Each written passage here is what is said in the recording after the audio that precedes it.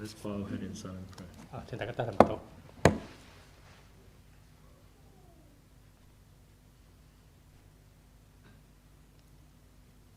Amen. Amen.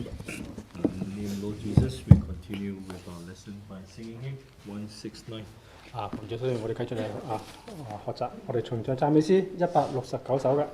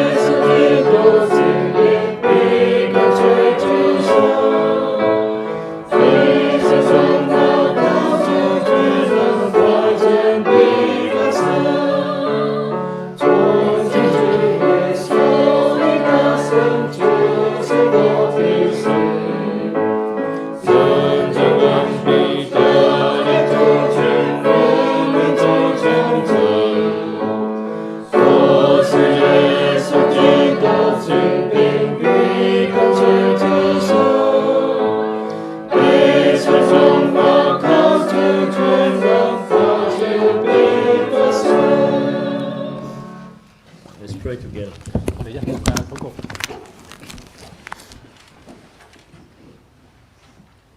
In the name of Lord Jesus Christ. 耶穌基督聖名。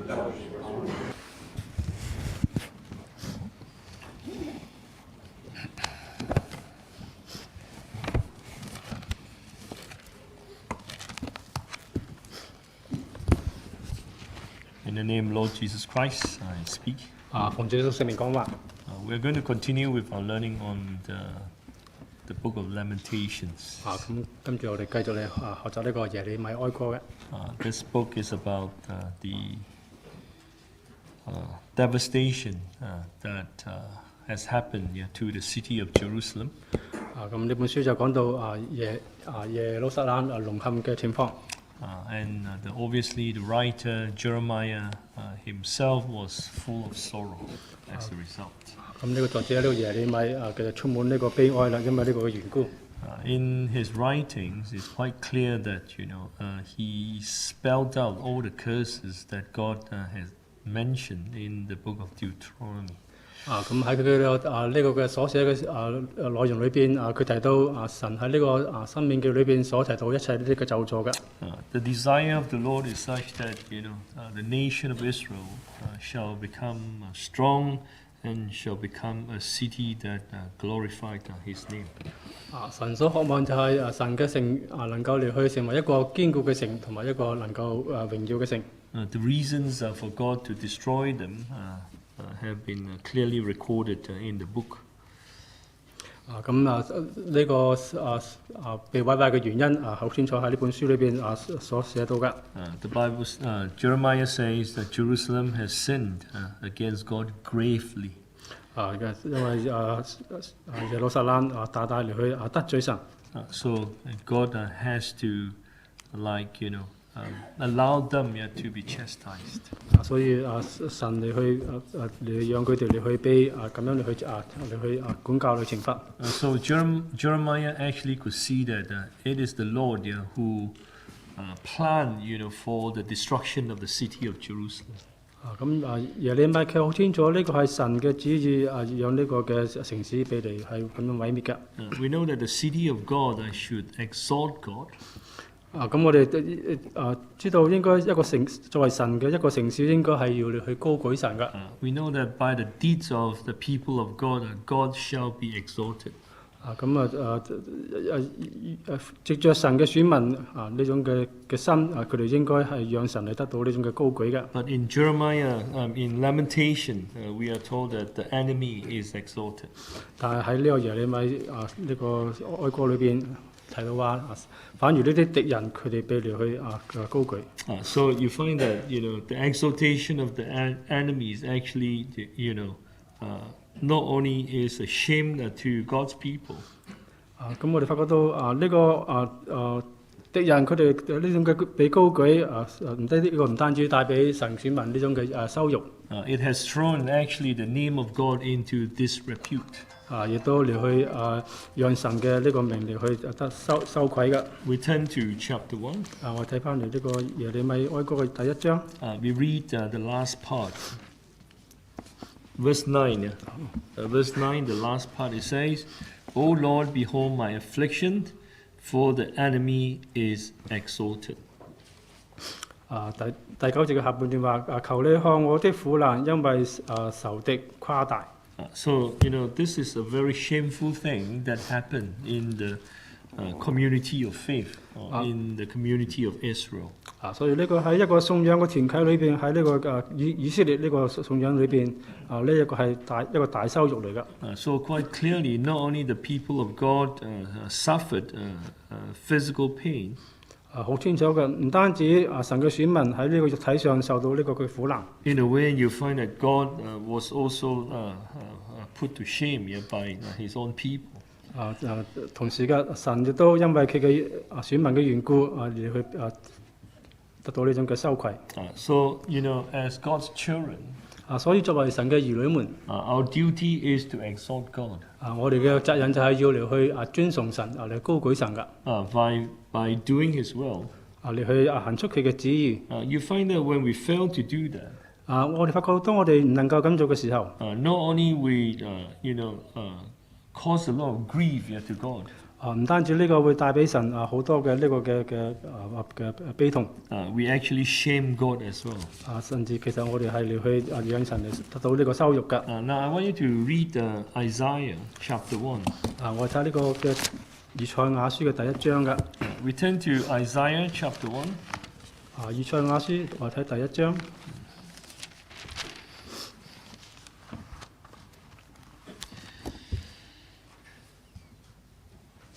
Chapter 1, I want you to read verse 25. 我睇25節㗎。Now, here it says, I will turn my hand against you and thoroughly purge away your dross and take away all your alloy. 25節，我必反手加在你身上，煉盡你的渣子，除淨你的雜質。So, in the time of Isaiah, the people of God had also gone astray. 喺呢個以賽亞先知嘅時代，神嘅選民都嚟去偏離神。So here it says that God is going to turn against them. 呢度提到話神係會嚟去敵對佢嘅。Then obviously, by raising up his enemies to go, their enemies to go against them. 就係興起呢啲敵人嚟去攻打佢哋。The point I'm making is that this is intended with the idea, if you said, to the idea of purging his own people. 呢個就係包含呢個嘅神嘅旨意，就係要嚟去潔淨佢嘅選民㗎。So that the city of God shall once again be called the city of righteousness. 所以神嘅城就會被稱為呢個嘅公義嘅城。So this is how God has purged His people in history. 所以呢個就係神點樣嚟喺呢個歷史上嚟去潔淨佢嘅選民。He would do the same to His own church today. 咁今天佢亦都會同樣嚟對待佢嘅教會㗎。He would allow things to happen within the church or even in our own family. 佢會讓呢啲事情發生喺我哋教會裏邊，甚至我哋嘅家人裏邊噶。So it's like to allow our enemies to overcome us. 就係好似讓呢啲嘅敵人能夠去勝過我哋一樣。To help us come to our senses. 嚟幫助我哋嚟去意識到呢個嘅事情。To help us understand where we have gone wrong. 你去明白到究竟我哋喺邊度錯咗啦。So that we can make a conscious choice of returning to the Lord. 讓我哋作出呢個嘅決心嚟去歸回神啦。Now we turn back to Lamentations chapter 1. 咁我哋翻嚟呢個嘅耶利米哀歌第一章。Lamentations chapter 1. 耶利米哀歌第一章。We read verse 10. 我睇第10節嘅。The adversary has spread his hand over all her pleasant things, for she has seen the nations enter her sanctuary, those whom you commanded not to enter your assembly. 第10節，敵人伸手奪取他的美物，他眼見外邦人進入他的聖所，弄這外邦人，你曾吩咐不可入你的會中。You know, here my version says sanctuary, 聖所。呢度就係話聖所嘅。So, you know, according to the law of Moses, not everyone can enter, into the sanctuary. 按照呢個摩西嘅律法，唔係每個人都能夠進入神嘅聖所嘅。If we talk about the innermost part of the sanctuary. 如果我哋提到呢個聖所入邊嘅呢個嘅至聖所。Obviously, that is the most holy place. 呢個就係呢個嘅最聖潔嘅地方。So not everyone can enter. Only the high priest, who must first sanctify himself with the blood of animal, and then enter, the most holy place once a year. 呢個嘅至聖所呢個唔係每個人都能夠進去嘅，就係呢個大祭司佢要按照呢個動物嘅血嚟去潔淨之後，佢先至能夠去進去。You find that even according to the law of Moses, like the eunuch, and those who have defects, are not allowed to enter into the sanctuary. 咁按照呢個摩西嘅律法，呢啲太監同埋呢啲嘅有缺陷嘅人，佢哋係唔可以進入呢個嘅聖所嘅。And now you find that the foreigners, their enemies could simply gain access by entering into the sanctuary. 但係喺呢度我睇到呢啲外邦人，佢哋就好容易咁樣能夠進入呢個聖所啦。They can just enter into the holy place of the temple. 佢只係能夠佢可以進入呢個嘅至聖所裏邊。Now what does that mean? Or what does that tell us? 究竟呢個話俾你知一啲咩嘅事情呢？ It means that the boundary, first the boundary of what is sacred and what is worldly has been erased. 咁呢個嘅意思就係話呢個嘅呢個界限咧，就係呢個俗世嘅界限同埋呢個嘅聖潔嘅界限被除去啦。When the priest, when a person is made a priest in the nation of Israel. 當一個人喺呢個神嘅選民中被做呢個嘅祭司嘅身份嘅時候 we said the descendants of Aaron. 我哋話呢啲係亞倫嘅後裔。They have been assigned with a great duty. 佢哋係被去託付一個重要嘅呢個嘅職責㗎。They must teach the nations what is right and what is wrong. 佢哋必須要教導呢個選民乜嘢係對，乜嘢係錯嘅。Like a clear distinction must be drawn, between what is holy and what is not holy. 咁喺呢個聖潔同埋不聖潔之間，佢哋必須有一個好清楚嘅呢個嘅界限啦。We turn to the book of Leviticus, chapter 10. 我睇呢個利未記嘅第10章。Leviticus chapter 10. 利未記我係睇第10章。We read verse 10. 我睇第10節㗎。Verse 10. 第10節。That you may distinguish between holy and unholy, and between unclean and clean. 第10節，使你們可以將聖的、俗的、潔淨的、不潔淨的分別出來。After the two sons of Aaron were killed, the conduct of the priest, a set of conduct, given to the priest, was imposed.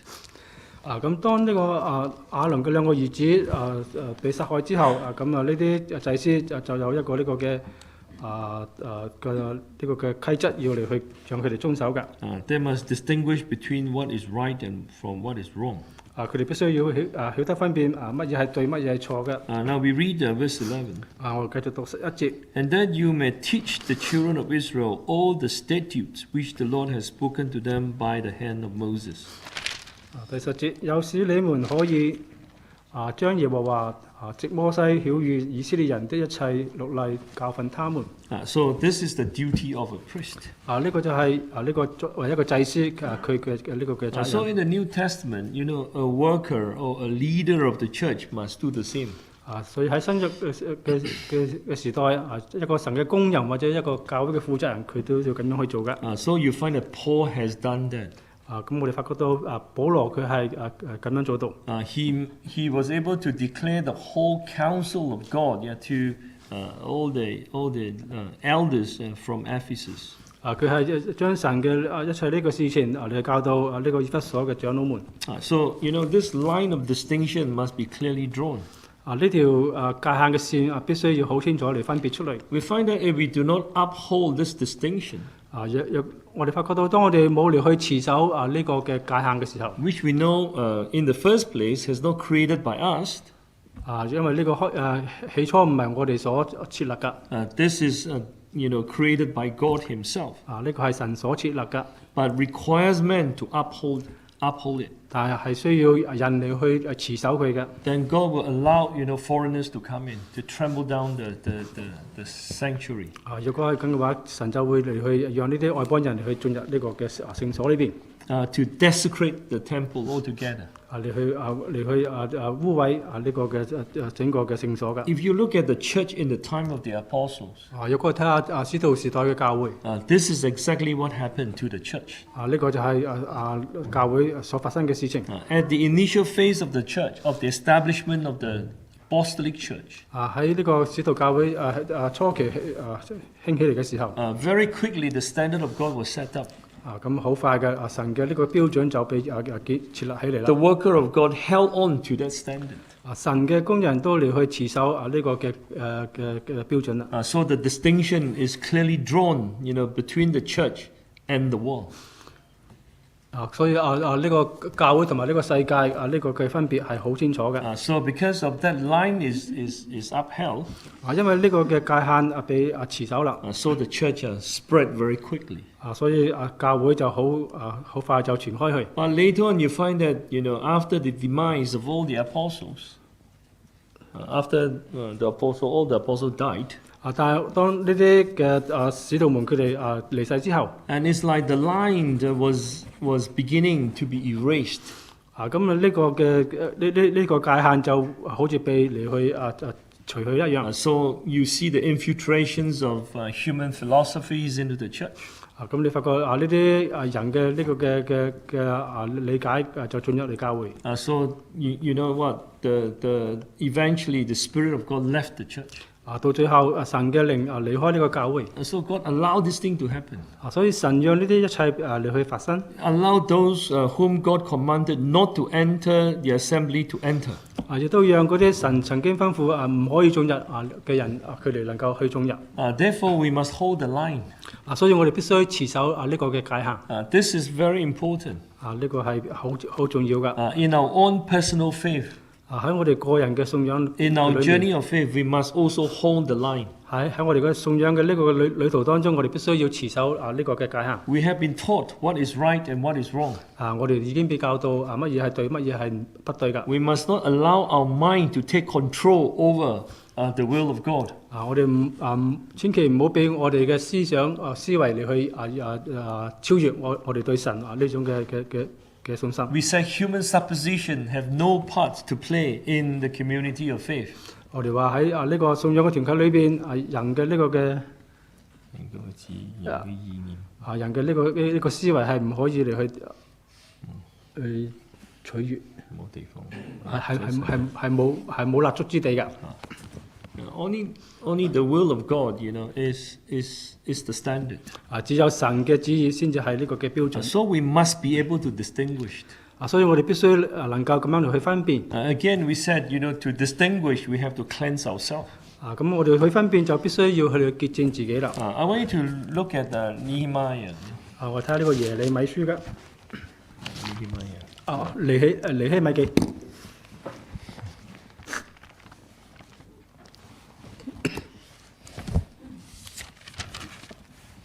Now you find that there is a very interesting record in this book.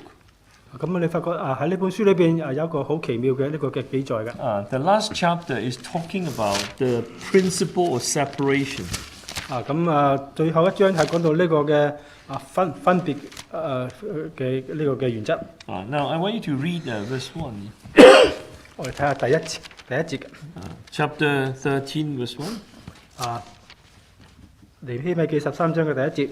So on that day, they read from the book of Moses in the hearing of the people, and in it was found written that no Ammonites or Moabites should ever come into the assembly of God.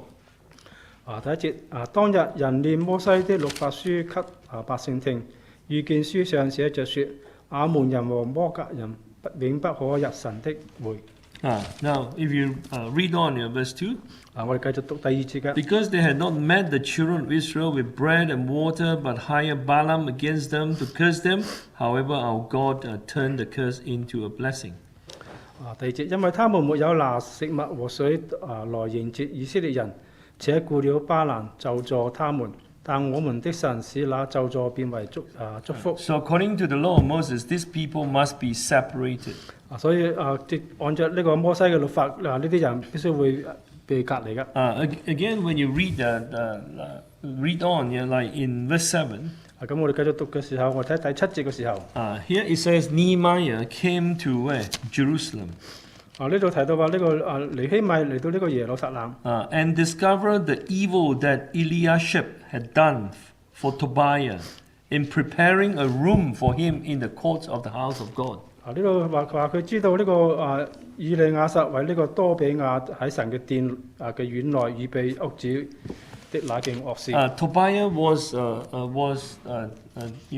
of the hostile enemies against God's people.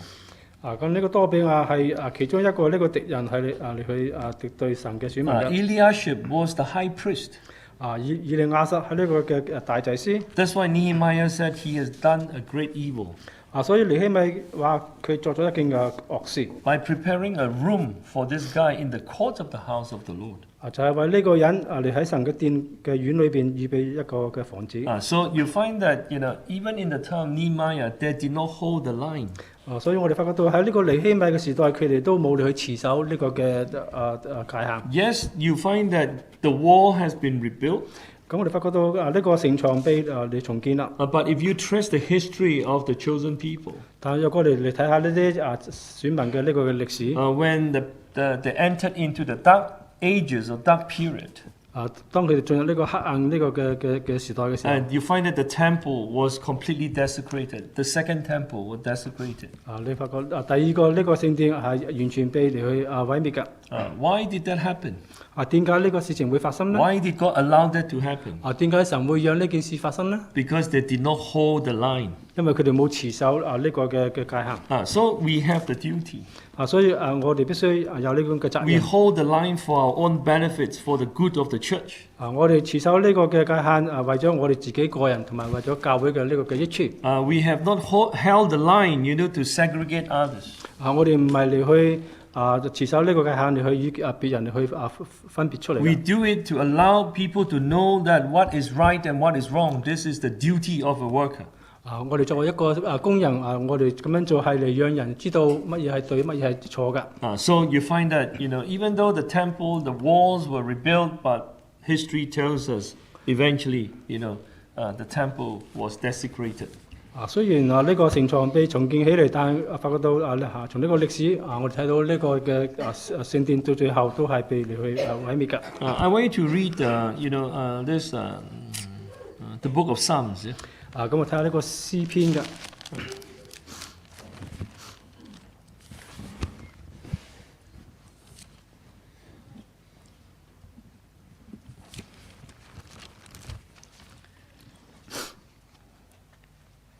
We read chapter 74. 我睇74篇。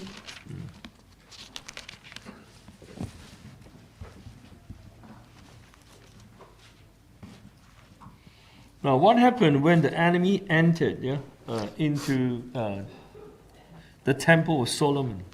呢啲敵人進入呢個所羅門嘅聖殿嘅時候，發生咩事 In 咧？ fact, we can learn a great lesson from this. 其實我哋可以從呢個事情得到一個好嘅教訓㗎。We read verse 3. 我睇第3節。Lift up your feet to the perpetual desolation. The enemy has damaged everything in the sanctuary. 第3節，求你舉步去看那日久荒涼之地，仇敵在聖所中所行的一切惡事。Verse 4. 第4節， Your enemies roar in the midst of your meeting place. They set up their banner for sign. 你的敵人在你會中嚎叫，他們豎起了自己的旗為記號。Now we read verse. We look at verse back to verse 3. 翻嚟第3節嗰度。This is what they had done to the first temple. 呢個就係佢哋喺第一個聖所第一個聖殿所做嘅事情。They damage everything. 佢哋嚟去毀滅一切。Do not think that if we allow Satan to come in. 我哋唔好想話，我哋若果係讓呢個撒旦進入我哋中間嘅。To gain a foothold in the church. 你喺教會裏邊有呢個嘅立足之地嘅。He will not do damage to the church. 佢唔會嚟去傷害到教會。He will utterly destroy the church. 佢係會完全嚟去傷害教會嘅。Now, not only that. 唔單止咁樣。Here it says they set up their banners for signs. 呢度提到話，佢哋會豎起自己嘅旗為呢個嘅記號。Now, in the Bible, what does a banner represent? 咁喺聖經裏邊呢個旗係代表咩咧？It served a very specific purpose when we said, a banner is lifted up. 當呢個旗被豎起嘅時候，呢個係有一個好大嘅呢個嘅特別嘅呢個嘅代表嘅用意嘅。We turn to Psalms chapter 60. 我睇下呢個詩篇嘅60篇。The book of Psalms chapter 60. 詩篇嘅60篇。We read verse 4. 我睇第4節。Chapter 60 verse 4. 60篇嘅第4節。You have given a banner to those who fear you, that it may be displayed because of the truth. 你把聖旗賜給敬畏你的人，可以為真理揚起來。When God first built up, call people to Himself, according to Isaiah. 所以當神起初選召呢啲人歸向佢嘅時候，He set up His banner. 佢就豎起佢嘅呢個聖旗。Meaning He displayed His truth to those who come to Him. 意思就話嗰啲嚟親近佢嘅人為佢哋豎起呢個真理。So that these people who believe in Jesus will see clearly, the standard of God.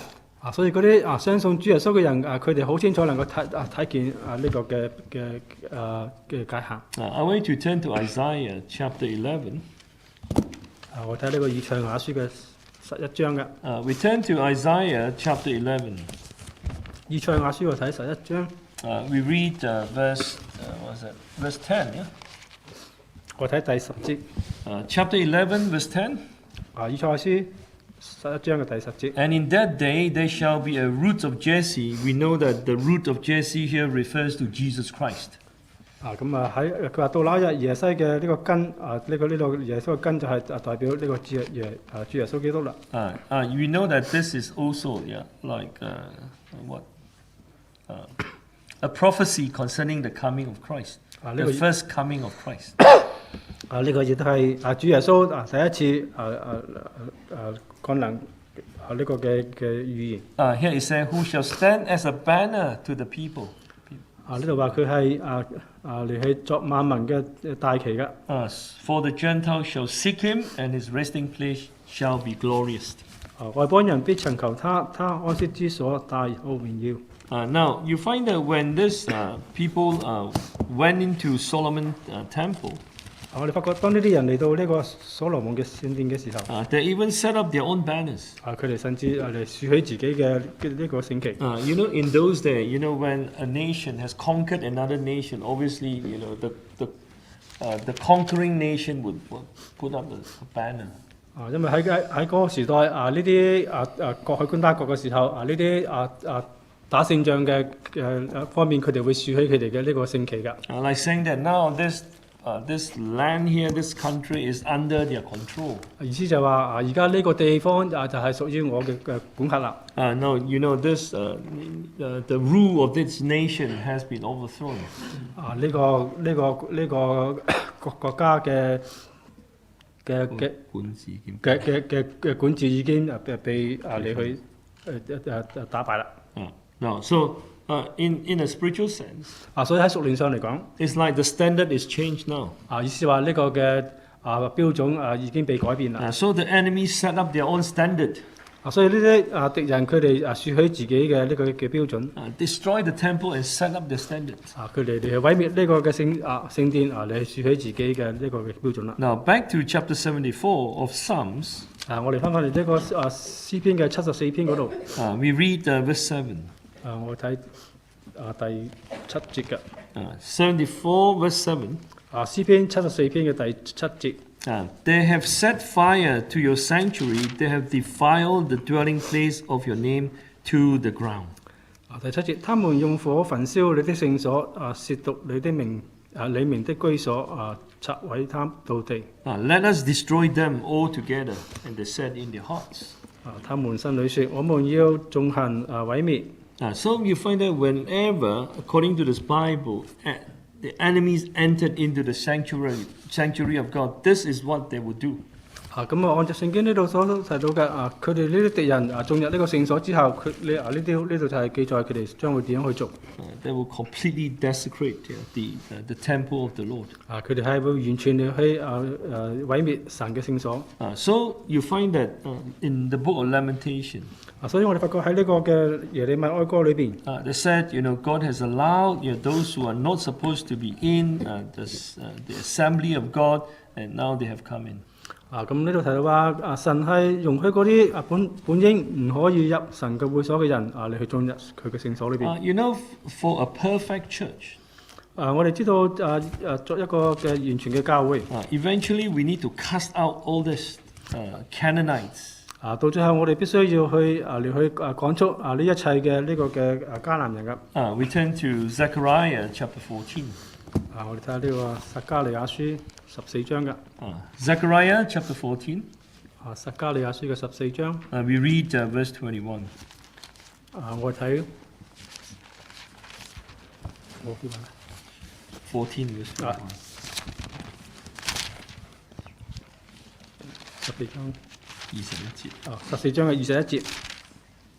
Chapter 14 verse 21. 撒迦利亞書14章嘅21節。Now, yes, every pot in Jerusalem and Judah shall be holiness to the Lord of hosts. Everyone who sacrifices shall come and take them and cook in them. In that day there shall no longer be a Canaanite in the house of the Lord of hosts. 21節，凡耶路撒冷和猶大的窩都必歸萬軍之耶和華為聖。凡獻祭的都必來取這窩，煮肉在其中。當那日，在萬軍之耶和華的殿中，必不再有迦南人。So anyone who does not conduct himself or herself according to the law of Moses shall be considered as a Canaanite. 凡係嗰啲唔遵守摩西律法嘅呢啲嘅人，佢哋就被視為迦南人。It does not merely mention that a physical Canaanite cannot enter into the house of the Lord. 呢度冇提到話一個作為肉身係迦南人嘅人唔可以進入神嘅殿。Anyone who does not conduct himself in line with the law of Moses must not enter into the house of the Lord as well. 就係嗰啲唔去你去行出摩西律法嘅人，或者唔遵守摩西律法嘅人，佢哋就被稱為呢啲。You find that this work of phasing out is done by the Lord Himself. No one can do it. No man can do it. 我哋發覺呢啲嘅追逐嘅事情係唔係人所做嘅，係神去做嘅。But it's a warning to us. 但係呢個係俾我哋一個嘅警戒。We must not conduct ourselves like a Canaanite. 我哋唔好好似呢啲迦南人咁樣去行事。That's why we have to examine our hearts and to see whether we are a true child of God or we just like anyone who does not know God. 所以我哋必須要檢討我哋自己嘅心嚟睇下我哋係咪真係一個神呢個嘅兒女，或者係一個呢個唔相信神嘅人。You find that this has been the problem in throughout the history of the chosen people of God. 咁我發覺喺呢個神選民嘅呢個歷史裏面，呢個係佢哋一個嘅問題。So always allow this foreign influence to come in. 佢哋時常嘅讓呢啲外邦嘅呢啲嘅影響嚟去種入嚟。So today we need to demand ourselves, to comply with the standard of God. 所以今天我哋必須要要求自己嚟去符合神呢種嘅標準嘅。We said the heart is like the temple of the Lord. Our heart is likened to the temple of God. 我哋話我哋嘅心就好似神嘅殿一樣。What kind of things can enter into our hearts? We know. 我哋知道乜嘢事情會進入我哋嘅心㗎。Why do we make such a distinction? 點解我哋要做出一個咁清楚嘅分別咧？ Because we have known the truth. 因為我哋已經知道呢個真理。We know what is right and what is wrong. 我哋都知道乜嘢係對，乜嘢係不對㗎。So we must keep our hearts very safely with the words of God. 所以我哋必須藉着神嘅話語嚟去保守我哋自己嘅心㗎。So if we uphold the truth, 若果我哋係持守呢個真理㗎， then you find that things which are against us can never enter. 咁呢啲敵對我哋嘅事情就唔會嚟去進入我哋嘅心啦。If you take the truth very lightly, 若果我哋只係好看輕呢個嘅真理㗎， eventually we find that God will give up on us. 漸漸嘅神會到最後嚟會離棄我哋。We think that things that are not supposed to enter into our heart, and we find that they are there. 你發覺到嗰啲唔應該進入我哋心嘅事情就會進入我哋嘅心裏邊。So this is what Jeremiah has seen with his own eyes. 呢個就係耶利米佢親眼所睇見嘅事情。So this is something that we need to think about very carefully. 所以呢啲就係我哋必須要留心嚟去思想嘅事情。We must really learn how to keep our heart, to guard our hearts. 我哋必須要嚟去保守我哋自己嘅心㗎。You find that only when we can guard our hearts, then we can help guard the church. 只要我哋能夠保守我哋嘅心，我哋先能夠嚟保守教會。If we can't guard our heart, then forget about helping the church. 如果我哋連自己嘅心都唔能夠嚟去保守，我哋點能夠嚟去保守教會咧？ If we allow any kind of things to infiltrate into our hearts, 如果我哋讓呢啲任何嘅事情嚟進入我哋嘅內心裏邊， what good do you think can come out from our mouth? 咁你話從我哋嘅口中可以出嚟啲咩嘅好事咧？ We can speak good words, the principle of God, when we allow the word of God to work effectively in us. 只要我哋容許神嘅話語有效嘅、有功效嘅喺我哋心裏邊作工嘅時候，我哋先至能夠從我哋嘅口中嚟講出呢啲有益嘅説話。This is very important for us to remember. 呢個就係我哋必須要去感受。I want you to read Proverbs. 我睇呢個箴言書㗎。We turn to Proverbs. 箴言書。We read chapter 4. 我睇第4章。I think this is a very familiar passage to all of us. 咁我覺得呢段經文係大家都 I think 熟 we 悉嘅。 use this quite often in our sermons. 我哋好常都喺我哋嘅正道裏邊係用呢段嘅經文。This is a piece of advice given by the father in the chapter to his son. 呢段經文就係喺呢一章裏邊作為一個父親俾佢嘅兒女嘅一個嘅提醒。We read verse 23. 我睇23節嘅。Keep your hearts with all diligence, for out of it spring the issues of life.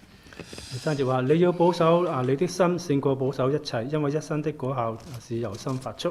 Meaning that keeping the heart must top the priority of the life of his son. 意思就話佢嘅兒子嘅一生你去保守佢嘅心，就係呢個就係最重要嘅。I think this also applies to all of us. 我相信呢個都係你去對我哋大家都一樣。If you look at the phrase here in English, it said with all diligence. What does it mean with all diligence? 咁呢度英文話用全身即係所有嘅努力，用所有嘅能力嚟去做呢個事情。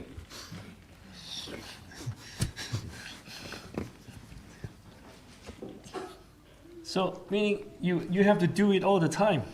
所以我哋必須要時常咁樣去做。And you have to do it diligently. I mean with great care. 意思就係話我哋要盡我哋嘅力量去做，我哋要謹慎去做。Now here, the Father has given the Son a number of examples. 咁呢度作為父親嘅，俾咗呢個兒子好多嘅呢個例子嘅。Verse 24. 24節。Put away from you a deceitful mouth. 佢話你要除掉乖僻嘅口。And put perverse lips far from you. 棄絕乖謬嘅嘴。Sometimes the words from our mouth reflect what we have taken in on board. 有時候從我哋口出嘅話語係嚟去反映到我哋內心所傳嘅事情㗎。Our words, actually tells us about, the inner world of our hearts. 我哋嘅話語，我哋嘅所講嘅話語就係話俾人知我哋內心呢個嘅世界。If we truly keep our hearts with all diligence, 如果我哋真係能夠保守我哋嘅心㗎then you find that no evil words should come out from our mouth. 咁我哋發覺到冇呢個嘅不好嘅話語從我哋嘅口中而出啦。And verse 25. 25節嘅。Let your eyes look straight ahead and your eyelids look right before you. 佢話你的眼目要向前正看，你的眼睛當向前直觀。These two expressions point to us that we must not be distracted. 呢度呢兩個嘅形容就係話我哋嘅眼睛唔好被其他事情嚟去騷擾或者影響到。We look straight mean we look straight ahead to Christ. 唔好被其他事情影響，就係話我哋能夠嚟去向前直望。So meaning to keep our focus. 就係保持我哋呢種嘅專注力。So the eyes can really affect us. 我哋嘅眼睛係好容易影響到我哋嘅。What we see can also affect us. 我哋所睇見嘅事情會影響我哋嘅。It can actually shape our thinking. 呢個會嚟去影響我哋嘅呢個嘅思維嘅。So it's important for us to know what to look at and what not to look at. 所以我哋應該睇或者唔應該睇嘅，呢個係對我哋好重要嘅。Also ponder the path of your feet. 同時我哋要嚟去考慮我哋腳步。And remove our foot from evil. 我哋要將我哋將我哋嘅腳離開呢啲嘅邪惡。So this is how we should keep the heart. It's the temple, the sanctuary of God. 所以呢個就係我哋點樣嚟去保守我哋嘅身，就係呢個神嘅呢個嘅殿嘅聖所。Now we turn back to Lamentations chapter 1. 我哋翻嚟呢個嘅耶利米哀歌嘅第一章。Now I want you to look at verse 15. 我睇下第15節嘅。Verse 15. 15節。The Lord has trampled underfoot all my mighty men in my midst. He has called an assembly against me to crush my young men. The Lord trembled as in a winepress, the virgin daughter of Judah.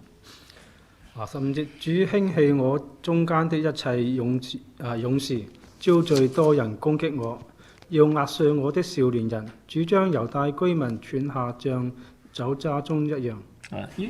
This is like the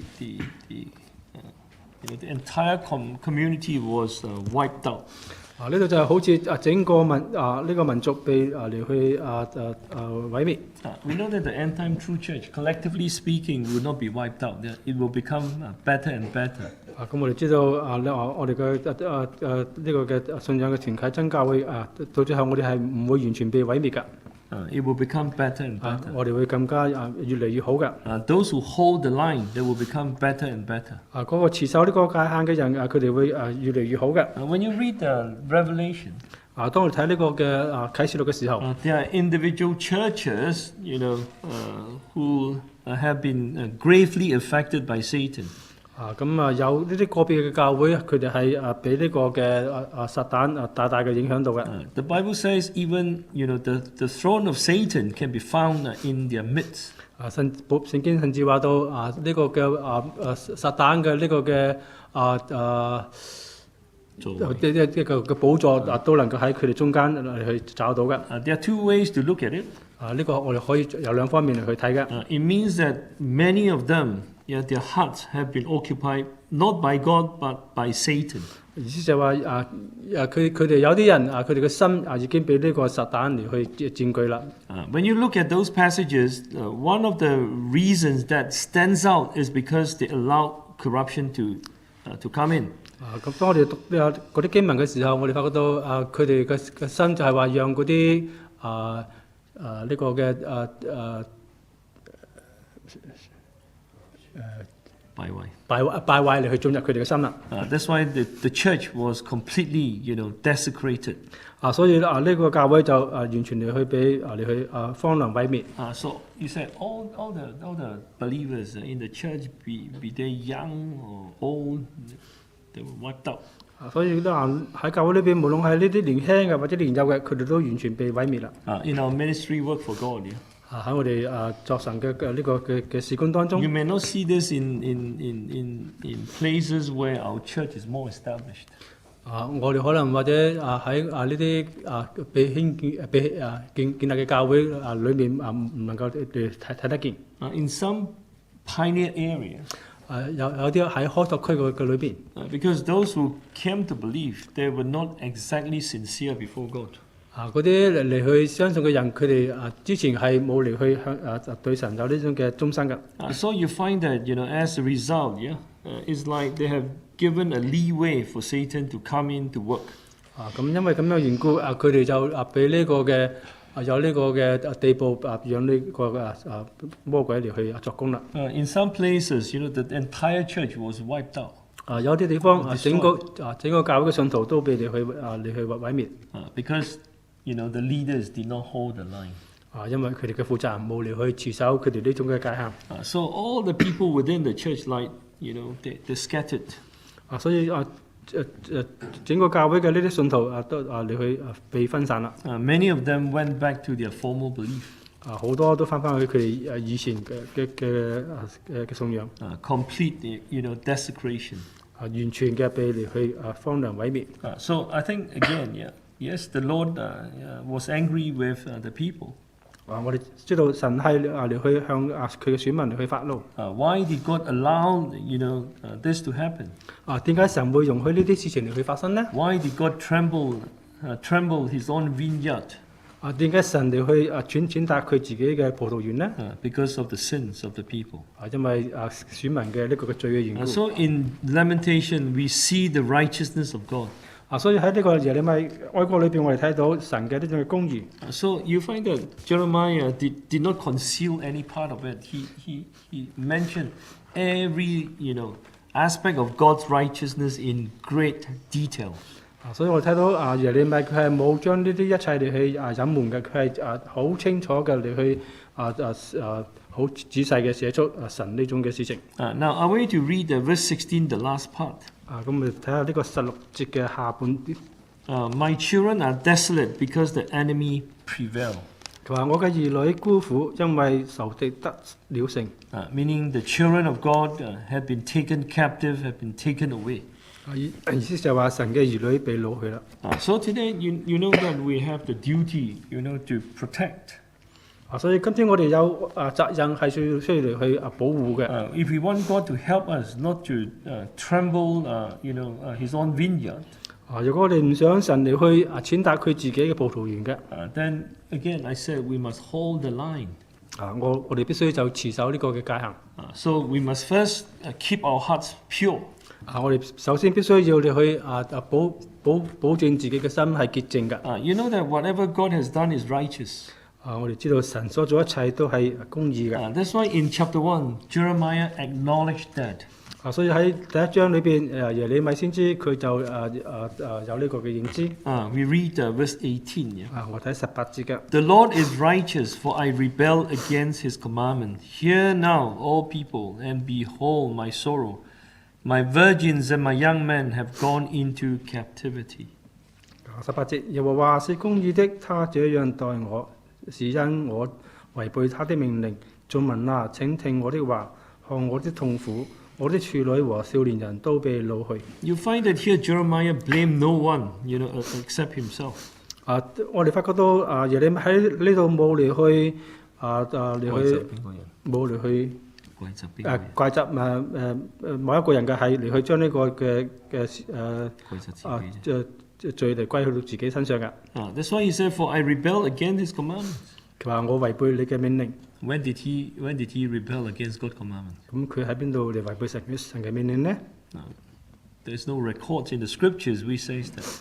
喺聖經裏邊係冇呢個嘅記載嘅。He was willing to shoulder all blames. 佢係願意嚟去擔起呢一切嘅呢個嘅罪惡嘅。This is the heart of Jeremiah. 呢個就係耶利米嘅心腸。So today when you see this, let's say happen in our family or in the church. 所以今天若果我哋喺我哋嘅家人當中，或者我喺教會裏邊睇見呢啲嘅事情， Who should we blame? 究竟我哋會嚟去怪責邊個呢？ We blame ourselves. 我哋就怪責自己啦。Because we have not done our part. 因為我哋冇盡自己嘅責任。We have not wholeheartedly kept the commandments of God. 我哋冇完全嚟去全身嚟去遵守神嘅誡命。The only thing that we can do is to kneel before Him. 我哋唯一所做嘅就係能夠嚟去跪喺佢面前。To beg Him for His mercy. 我哋求佢嘅憐憫。So that all this who have been taken captive can be brought back to the Lord. 讓呢啲一切被擄去嘅人能夠嚟去轉回歸向神嘅。This is what Jeremiah have shown us. 呢個就係耶利米嚟去向我哋所顯出嘅。This is also, a very important thing that we have to do as well. 呢個亦都係一個好重要嘅事情，我哋需要係咁樣去做。Let's say a silent prayer. 我哋作一個嘅默禱。